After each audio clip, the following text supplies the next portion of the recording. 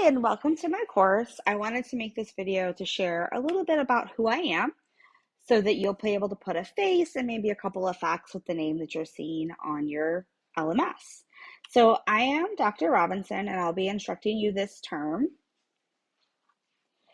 I'm really excited to get to know everyone. I am a very present instructor, so don't ever feel like you're bothering me, even if you're just sharing, hey, this was awesome. I saw this and I was able to use it and apply it in my life today. I'm always happy to hear from my students, and I'm also more than happy to clarify anything that needs to be clarified for you if you have confusion on assignments or just general questions. So don't hesitate to reach out. Family is really, really important to me. A lot of times I teach using analogies of my family. I have an extremely diverse family. You'll see my husband and my youngest child, who is 11, and we call her Maymay. And they're holding some owls that were very terrifying to me while we were in Scotland this summer. We visited Edinburgh, and thus being from New Orleans, we were definitely not prepared for the level of cold. So we were very much in our winter gear when everybody else was just kind of in a t-shirt. But it was a really cool experience. We got to do a lot of fun things. And my youngest is very obsessed with kilts. And so she got to tour the castles and get a kilt and hear the history. And that was probably the highlight of her trip. Then you'll see the three of us at dinner at Disneyland Paris. We were lucky to be able to head to Paris before Scotland this summer. And my son, who is 19 and is a pre-med, probably one of his last family vacations with us. He is also a student at Tulane right now. And then you'll see my middle daughter, Sarah Rochelle. It is 2 words. We call her by that proper name.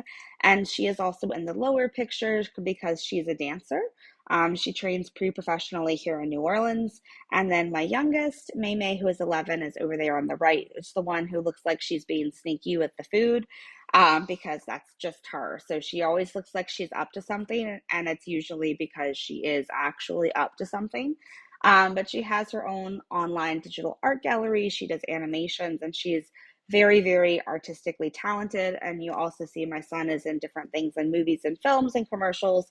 So somehow a STEM math loving instructor wound up with 3 arts talented children that will put up with my love of STEM, but it's definitely not their primary areas.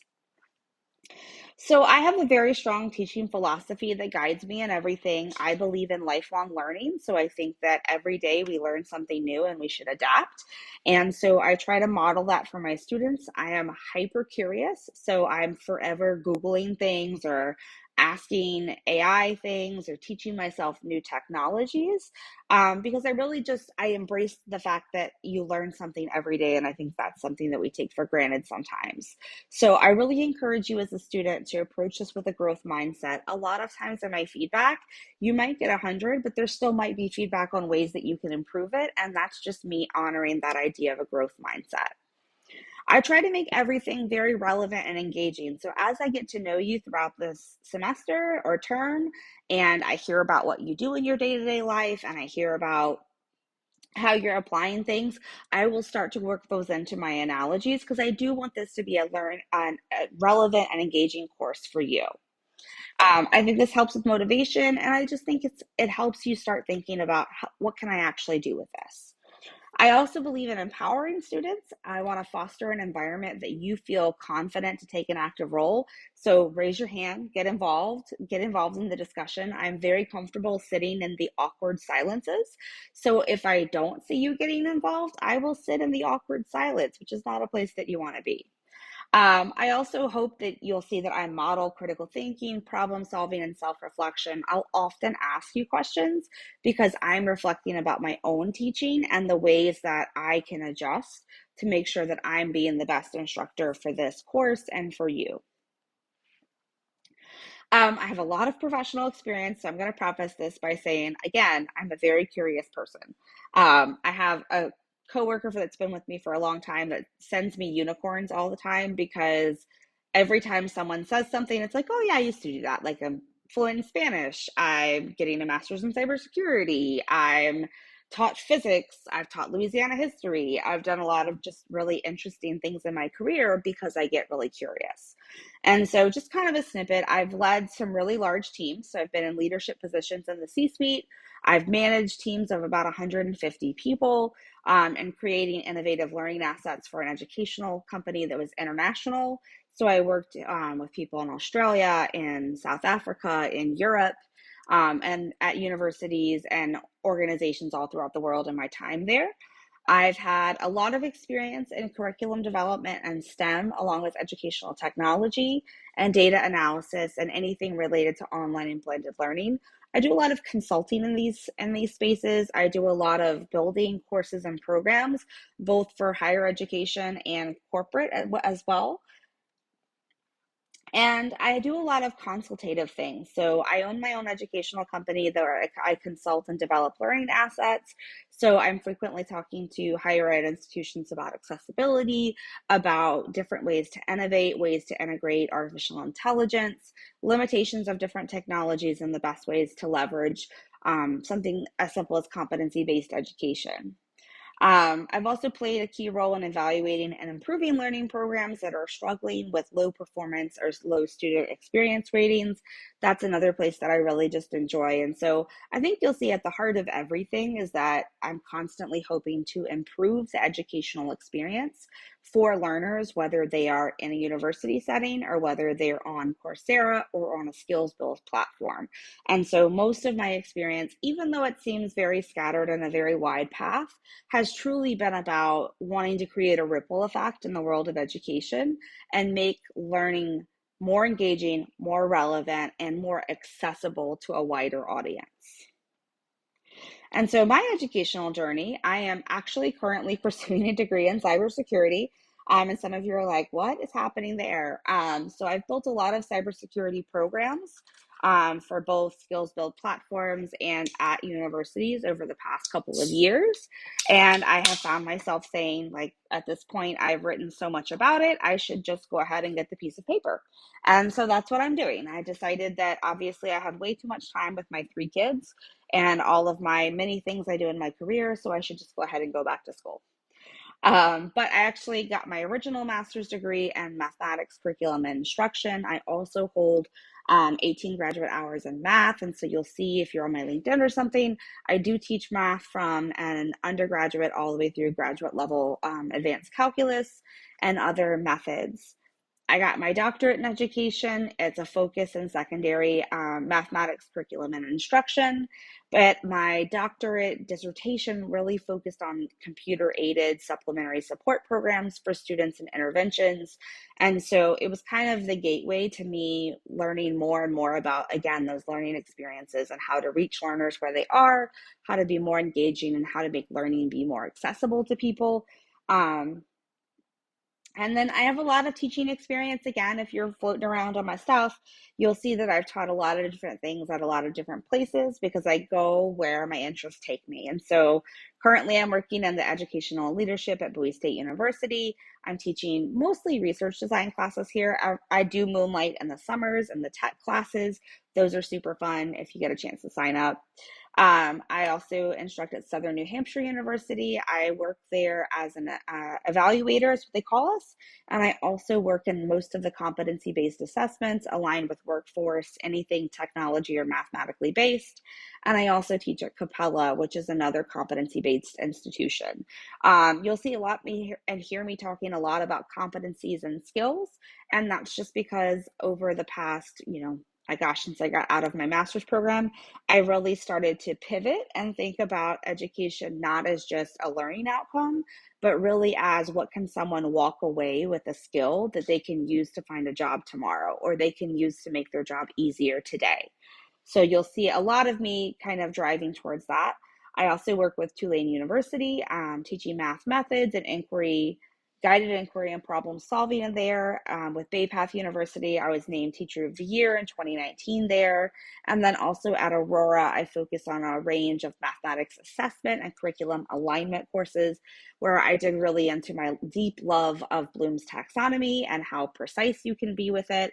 However, not everyone is as precise as I would love them to be in that. Like I said, I have a company that develops courses. I do instructional design. I employ a couple of consultants. I also just kind of do different things under my company's banner. I do a lot of STEM course developments. Again, that's the cybersecurity instance. I've done a lot of math classes, engineering classes. I do focus on competency-based assessments. And so again, that's coming to looking at those competencies and those skills that are very specific to what can I do as soon as I'm able to do this, what can I do next? I also work on innovative learning experiences. Y'all are going to see some things in this course that I use some engaging interactive technologies that I really hope helps things cement itself in your mind, and it's a little bit just something different. I also work on research-backed practices, and so I'm constantly reading research as I get to know the topics and areas that you're interested in. You'll notice me throwing out more and more articles in those areas because I do believe that you should strongly dedicate time every week to reading research so that you are current and up to date in your field.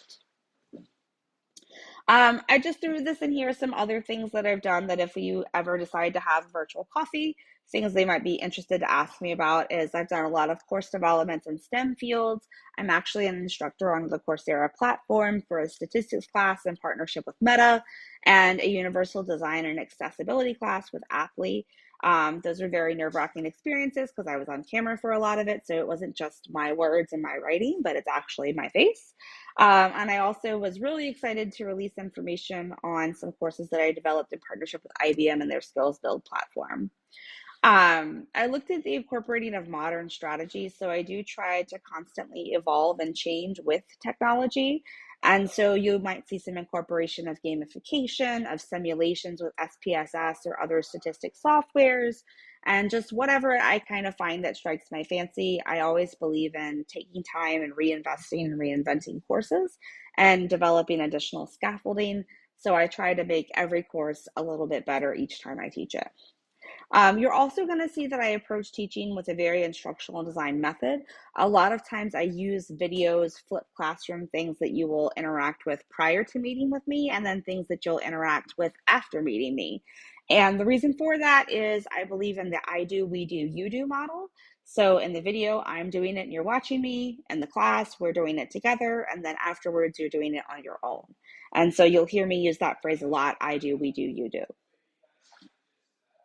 I have a lot of leadership experience. So if you're in one of my educational leadership classes, I've served as the director of learning operations, managing the team, overseeing quality, project delivery, working with resource planning and resource management, and trying to work with clients to ensure satisfaction. I've also been a director of instructional design with a company and again led a large team there, and really focused on execution of projects, planning them out, and kind of basically doing some project management probably. And then I've worked with consulting services with learning platforms like Argos Education, which is an adaptive learning platform, and working with Case Western University on some accessibility components. And so that again happens under my business, but you've got someone who's got a lot of experience. And so I hope that all of the things that I've done in the time that I've been around, that I can bring that to the class. And hopefully maybe it overlaps with something that you're like, hey, I might want to learn about that. Or maybe it's something you're already doing. What are my research interests right now? Right now, I'm wrapping up a study on student engagement research that's looking at how different instructional design approaches impact student engagement and performance in the classroom. I've got about 2 semesters of data that I've analyzed, and so I'm in the process of writing the manuscript and getting proposals into journal articles. I'm also always doing research on computer assisted interventions, which in the past couple of months has taken a very interesting turn with the things that artificial intelligence can do. But I have previously published, and that is the work of my dissertation, but it's always something that I'm keeping up with these AI kind of evolutions, because that's where I'm interested. And then I also am just doing some ongoing educational research so that I'll be working to present at a couple of conferences. And I'm really kind of focused on outcomes with rigorous data analysis. So what can I measure about learner experiences, and then what can I learn from what I measure? I've also been getting pretty in the weeds with Bloom's taxonomy and assessment specifically, and what I call the learner journey. And so you may hear me share just a little bit of that, but that's kind of where my mind is split at the moment on different research initiatives as I'm looking at where I'm going to next. So thanks for taking the time to watch this video. I really look forward to meeting you in class, and please feel free to reach out if you have any questions.